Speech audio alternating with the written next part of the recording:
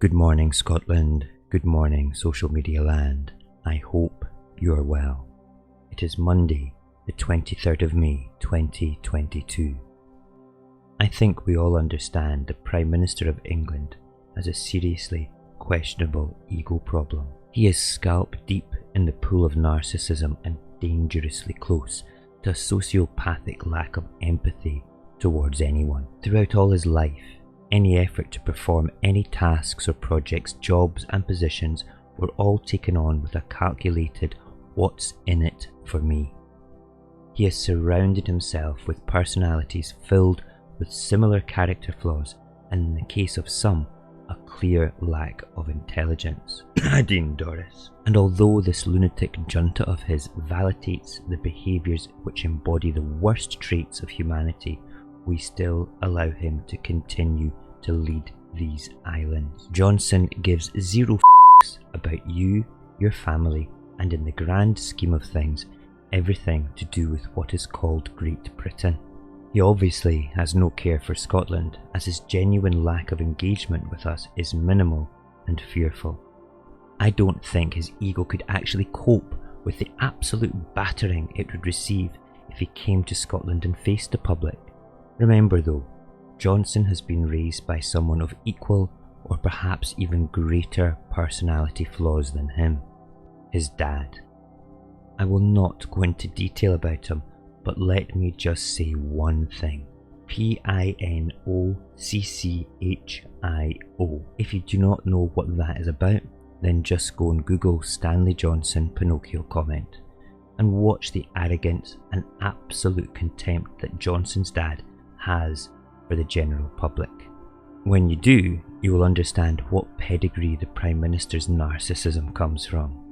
I think that you can gather that I as a Scotsman have serious issues with the union that we're supposed to be equals in. Some more passive unionists I know may actually say that it's just the government that's the problem, that they're not representative of what the union stands for. However, this awful government is what the union actually voted for. Perhaps not all the union, but those that did need to suck it up and take responsibility for allowing a Tory death cult into power. They like to think that we're in it all together. But remember, the devolved nations were not going to receive any COVID consequentials at one point, and then, all of a sudden, when London needed them, we all got them. What England needs, England gets. England being Westminster, of course. I am no way bracketing the other parts of these islands into the same standard as Westminster. I think that the people of Liverpool can demonstrate quite effectively that they have nothing in common with the Tory government. This union is England in Westminster's eyes. Everything I feel regarding this opinion can be seen clearly in the new Sky TV docudrama titled This England. This England. It is the story of Johnson's first few months in power and the events during the pandemic. This England. Kenneth Branagh is cast as the role of Johnson.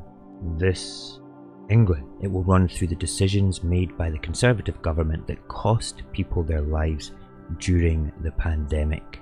This England. For now though, I would not be able to tell you if this drama will be a stroking of a Johnson or will be throwing him under a bus. If it's the bus, please let me be the driver. This title gives the impression that either the pandemic and the decisions of Johnson did not actually reach the devolved nations, or these islands, all these islands, are actually England. Such a deep, lamenting pity I feel, with my greatest empathy for all my English brothers and sisters who were affected by the pandemic, while we in Scotland, Wales and Northern Ireland were not. That sounds ridiculous, doesn't it? What a way to marginalise the other members of this so-called union. What a way to piss people off in the devolved nation. Perhaps this England should be renamed to something else. Perhaps just England, because that is truly what it feels like sometimes. The devolved nations have expressed their malcontent quite clearly at the latest ballot box event. If the actions of Johnson can be measured officially by the incredible losses that the Tories received, then this is a wake-up call to Westminster. But in truth, they don't really care. They will just move on to the next big thing, probably paying off more newspapers under the guise of consequentials for maybe the Ukrainian war rather than like the COVID pandemic, and perhaps maybe try to cover up their predatory sexual behaviours. I am sure that Johnson looks upon Kenneth Branagh, who is cast to play him in the title This England, as a great success and a positive note in history for him, when in reality, we that live in the real world can see this as the narcissistic icing on the cake of failure and corruption that is Boris Johnson, his entire cabinet, and every single Tory MP that does not vote him out of office. It's you, dare I say it, the normal Tories. Wait, is there actually such a thing as a normal Tory? No, didn't think so. It is you, the idealistic Conservative MPs that believe in your party's crappy values, that will be judged by the public. This is the moment in time that history will remember you as either an individual with integrity to do the right thing, or a selfish coward. Every one of you are being tarred with the brush of Boris and as sexual drink-spiking predators.